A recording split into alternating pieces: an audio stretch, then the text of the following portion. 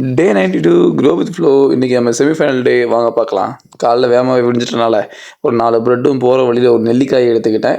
நம்மளோட protein goals எனக்கு எடுக்க முடியல. இதுதான் வந்து கிரவுண்டோட வியூ. நான் ஆல்ரெடி சொன்னேன் இல்லையா, கிரவுண்டோட வியூ பக்காவாக இருக்கும். அழகாக கிரவுண்டு பக்கத்தில் மலை சூப்பராக இருக்கும். இன்றைக்கி வந்து நமக்கு 2 மேட்ச்சு. ஸோ செமிஃபைனல் ஒன்று, ஃபைனல் ஒன்று. நம்ம செமிஃபைனல் போகிறதுக்கு முன்னாடி வந்துட்டு இன்னொரு பசங்க விளாண்டுட்டு இருந்தாங்க. நம்ம பசங்க வார்ம் போட்டுட்டு இருந்தாங்க.